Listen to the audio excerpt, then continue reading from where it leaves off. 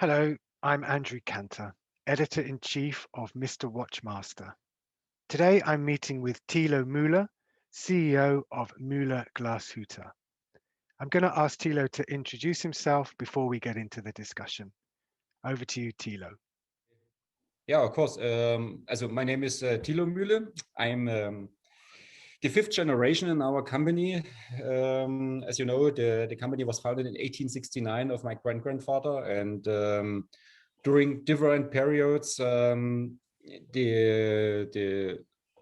the history of this company is like a typical family company history, that you have up and downs. And sometimes the Russians, for example, after the World War II, they closed the company because we was involved to be a supplier for speedometers for military cars, and that's the way you are involved, and that's the way the Russian closed it. And my grandfather started immediately new, so that's the way we have up and down.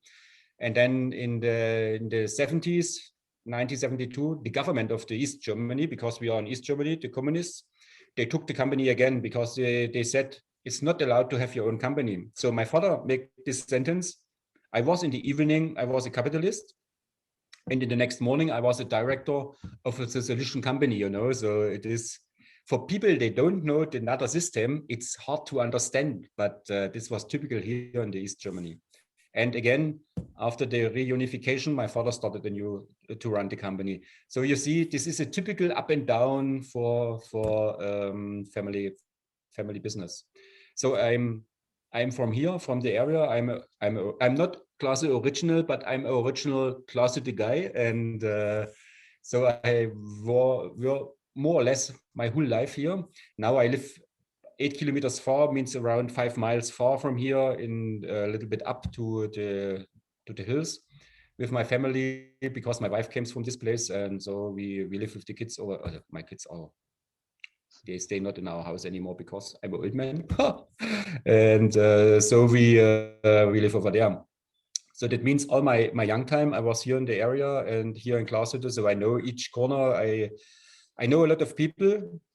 From the older time, they was all in the GOB, in the Glashütte Ohrenbetrieb. So because I make my apprenticeship just opposite to me, I can see from my window out is my school from the apprenticeship. So where I spent also two and a half year. So that means I'm really from here. So Very local.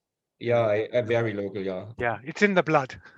Yeah, of course. And that's the way, if you grow up here, you have the watch love in your blood, because we had a sentence, but I cannot translate in English. This is too hard.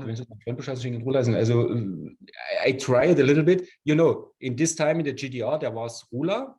Rula was another brand name, was Glashütte. And we said more or less, if you want to do your friend very bad things, then you give him a watch from Rula. Right. If you want to give him a good thing, then you give him a watch from Glashütte. So our level was higher, So Yes, that's the way we are a little bit like this. exactly. I love that. So tell us what you're currently working on. Yeah, of course, after 1.5 years now, we have the pandemic, and so we have to find the right way through this special time, because the shops are closed, and so it was not too easy to get the contact to our clients, to our retailers, and so we set our focus to organize the company in this time, to find a good way to develop new products, by the way, which we introduced today, a new Teutonia 4-line members. But I think we came later on to this point. And then we look to find the way through this pandemic in this kind where we live, And the good thing is, we are a family operated company to 100%. So it's only my father, my brother, my sister, and me. And I'm the CEO of the company, and I have more or less free hand in each direction. So I can do what I think it's good for the company. And so we find a good way, especially also in 2020, because after the shops were open anymore again. So at June, it was June, the business going up, So it was, from this time, was more or less a normal year. We only missed these 2 months where they had the lockdown here in Germany, the complete lockdown. And this year is another point, because since the middle of December, the shops was closed until May. And then now we feel that the people start. We did a roadshow in the last 2 weeks. So we had a lot of contact to our retailers and also to some end consumer. And so now we feel the positive feeling comes back, it's slow, but it comes back. And so we see that the numbers of sales going up, and this is quite good for the feeling what we do. Well, that's good to hear. So, you've told us a lot already about the company Mühle-Glashüette. Tell us something we don't know about the organization. Yeah, a lot of people don't know how deep we are in the movement. We are very clean with what we say. We say in our catalogs that we use basic Selita movements. A part of our competitors, they say we have our own movement, but the basic is the same, more or less, ETA or Selita. So we say open, also we are open, and we tell the truth. The basic what we use is Selita. And I have one rule in my life, what was my decision, to be free, complete free from suppliers of this watch group. Because we have a competitor here close to us from this watch group. It's not Glass Original, it's Union. It's the same price range, same more or less design or kind of business. And if you are dependent from suppliers, then it could be happen that you don't get the parts, for example. That's the way I decide to be free of suppliers of this watch group. And what most of the people don't know is that we are, in this case, are the deepest in the movement, which use standard movements from another supplier. That means we disassembled the complete movement. We changed the parts. We put our own part, for example, inside, maybe by the SW500, what is the chronograph, is compared to the ETA 7750. We have a 3/4 blade, which we produce complete in-house. We have the automatic bridge, which we produce here complete. We do our wood picker regulation, which we have in all our watches. We do the rotor, and we do a lot of design on the blades, on the screws. And then we are on the price range. I think the start price from the chronograph for us is 2,900 euro public price. So that is a really good value. And this is not what most of the people, when they are here, we are so impressed that you do so a lot on the handcraft work in the movement. I think this is a part what the people don't know. Yeah, and that makes a difference. People do want to look at the craftsmanship and the skills that are involved in it. So talking of that, which watch do you wear? Oh, I have a special watch. I can show you a little bit in the camera that you have a feeling, because 2 years ago, I had my 50th birthday, and my people, my employees, they did their own watch for me. This is really a unique piece, because this movement is not available. It's a chronograph movement with a power reserve, for example. This case is not available. This is our own one, and also the dial. And they use the colors which I like, this blue and orange. And on the back, they make some engraving on the rotor. I don't know if you can see it right. A little bit further back, I think we can see it. With Carpe Diem and the Alps. They know that I love the Alps. So that was a really special gift. And my first reaction was, they did it really great. And so I said, okay, I get a watch. Yeah. Later on, I get a booklet for this, and then I saw what they did. Oh, amazing! And then I was so impressed of this present. So I take my door to each employee and say personally, by handshake, thank you so much, because this is really a good present for my 50th birthday. Can I just say, you must be a very good boss then. You must be a very good CEO. You cannot say it. I try to be familiar is in English. Family orientated, yeah. And the people can also come to us if they have problems in another direction than the business. If they see I need an attorney, or I need this, or I need this, we try to give them from my network possibilities to help them. So we are very close. Also, every day I go through my company and say good morning. Before pandemic, by handshake. Each people. Now I say hello, because handshake is not. Some people say no, I will not give you my hand. You do the elbow,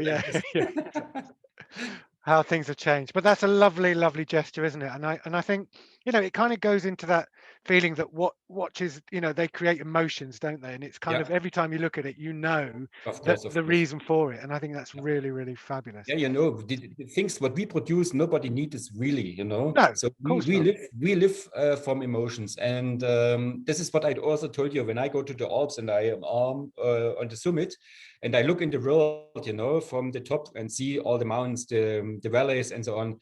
This is for me also emotions, and a car is emotion, watches Yeah. are emotions. A lot of goods are emotions with Mm, or is filled up with emotions, and the watch for me it's a big emotion. absolutely. Yeah. Yeah. Yeah. Okay. So, as we say, a lovely, lovely gesture, a lovely gift, a beautiful watch. But outside of your own watches, which one would you love to own? I have, I have every time the same answer of these questions because, of course, I am a typical people which also interested in other things. But for me, what I love from the design and from the technician part is the lange und söhne Zeitwerk. I love this watch because this is a kind of technology which was not available before, and this way to show the time, I guess it is one of the best developing in the watch industry, all the another one do the complication of the complication of the complication and nobody understand what Mhm. is the complication. But this is really clean for me. It is Yeah, complicated, but it's really clean. You have clearly. the hours, you have the minutes, and it is a complete nice design, and I love this. Yeah. Yeah, This that is makes a lot of sense. yeah, It's as you say, it's a wonderful, wonderful yeah. design. So that's great. So let's talk about the business. The watch business in itself has obviously gone through some very difficult and challenging times. But what do you like best about the business? The best on the business is that you get a lot of contacts to different people, and for me, who was grow up in the East Germany, where the border was closed, for me it was a so positive effect when we had the reunification, and I was able when I went in this company in 2000, and from this time I was traveling around the world, and for me, I'm really interested in people and on the history, on the people, on the traditions, and on the culture. And so that opened my mind like this, So I was in India. It's complete another thing than you go to America or you go to Asia. The Japanese complete another one than the Chinese. You have to understand this, and you have to find the right words for the people. You cannot speak with a Chinese people the same like a Japanese people. And I'm so interested in this, in the food, in the people, and this is what I love in this industry. You have a lot of contacts. And also when you have end consumer fairs or events, each of them spend a lot of money on a watch, independent our brand or another brand. And each of them are successful people. And each of them has a story why they are successful. And this is what I love in this job. You get so a lot of input, and that is for me so positive. Mm, yeah, absolutely. So that sounds really good. I mean, what about what don't you like about the industry? Yeah, sometimes What would you like to change? yeah, I will not change this, but what I don't like is sometimes that some brands are I'm bigger than biggest and bigger than this, and all this noise without base, So there is sometimes a lot, and I will be see or I am interesting will to see after the pandemic how many brands are survived, So because there are somebody has problems, somebody not, and so we will see what's going on after this. But what I don't like is that they say I am the best, I have the nicest watches, and then you look and you see, okay, it's a standard movement, it's only a stainless steel case, and there is not too much own emotions inside. Yeah, so a lot of brands are talking the talk and not walking the walk, I Yes, guess is yeah, the that's way a to good put sentence. it. Yeah, yeah. talking, yeah, walking. That's good. Actions speak louder than words, I Yeah, suppose, yeah. in some ways. But sometimes they have a lot of marketing budget. Yeah, of It's course. another financial Yeah. basic, and so they have the noise, So, Mm, but I deep in me believe that our way is the healthy way to develop, and this was my rule from the beginning, step by step, not to jump up like another brands and then they fall down when you have the first crisis like this, and then they come up. So for me, it's step by step, and my rule is if the end consumer could not understand your developing, then you lose them. mm. Yeah, it's a brand from the Richemont. Really, from the design was really special, and they had a performance in 2000, 2010 like this, or like really this. Then they developed their own movement, and they jump with the price more or less double, and they lose Yeah, the end consumer because they don't understand why should I pay now 10,000 euro for a watch, which was exactly. before also nice for 5,000 euro. Mm. And this is what I mean. You have to follow your own way, and you have to take people they like you with you. Yeah, it's taking them on the journey, isn't it? Yeah. Absolutely. So, talking of journeys, what's next on the horizon for you and your company? Yeah, so what I did, the short version was today we introduce our new members of the Teutonia 4 line. So we are successful with this one. And on the far, say, how say it in English, far horizon? Yeah, Say it, far long horizon? term, long term. Yeah, long time, long time. Sometimes my English, but That's you okay. understand. Long time version is, if you are located in classes, each, not each, but a lot of people ask you, when do you go ahead with your own movement? And I say, okay, what should I do? I can do a freehand movement. Where's the difference to another freehand movements? Nothing. You can a little bit change the design, but I cannot develop a complete new technology freehand movement. So I say, let us do the way that we have our basic. We have our basic under control. We know how it's working. And for me, my horizon is for the future to develop modules which we can put on so that we can show something, not the information, what we think it's for our brand, it's for our brand language good, and also it makes sense for the consumer. Because if you develop some things which make no sense, then people will not buy it. But some things are really good. For example, calendar week. I don't know in English. You don't use calendar week in German. It's really often that people say we send you the goods in this calendar week. So, for Right. example, Hmm. Hmm. or like this is so what I mean. So like things in this direction, what the people like Yeah. or need. This is so my horizon for the future, and I think we have the possibility to do this with my employees. And for me, it's the much more better way than to spend all the money into developing an own movement. Then of course my price will jumping up because in our numbers of pieces what we produce or what we sell, then there's more or less double. And if you ask the people, you pay more than double than the price from today, then they know. That's the way I say, okay, let us do this, what we know, and then we will develop this way.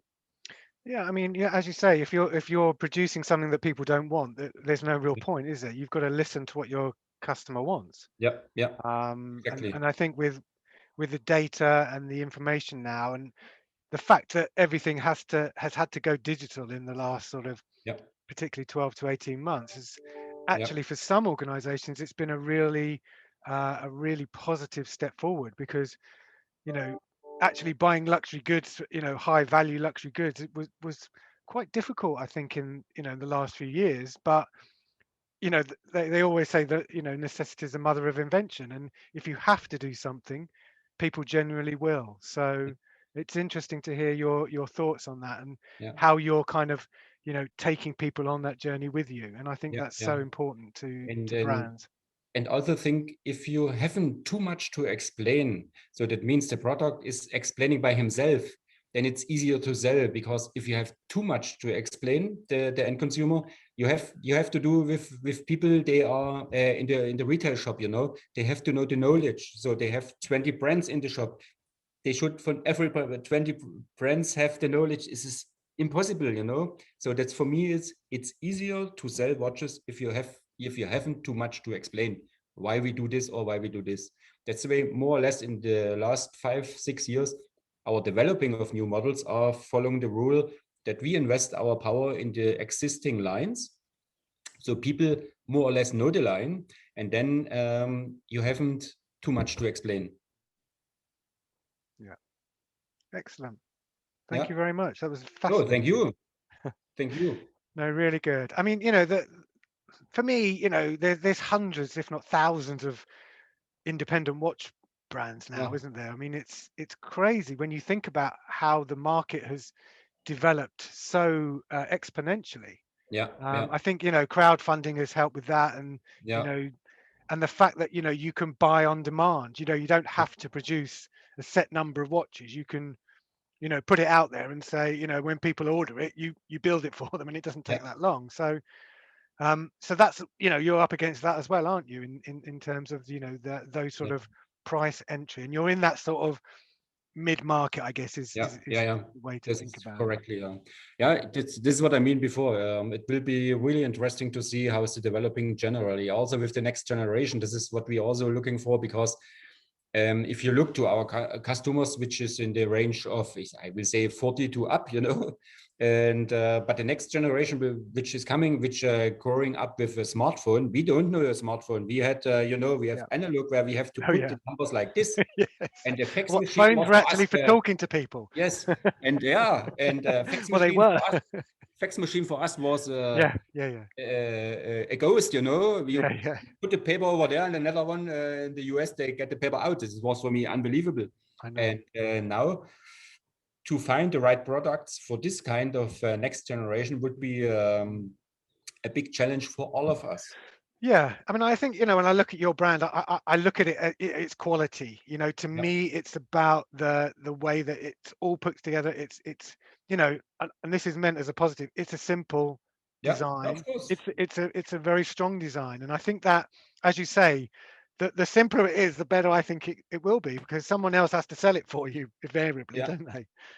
No, this is the German thing. A little bit, A lot of journalists ask me, where's the difference between German and Swiss watches? I say we German follow more or less, less is more, form follow function, and the only Swiss brand is IWC, which is more or less German from the direction. Absolutely. And if you have a Swiss watch, they have a little bit more, a little bit nice here, a little bit nice there. So this is not about, for us, it's function, So this will be really an interesting time, the next 10 years. How is it developing? There will be a lot of decisions in this time.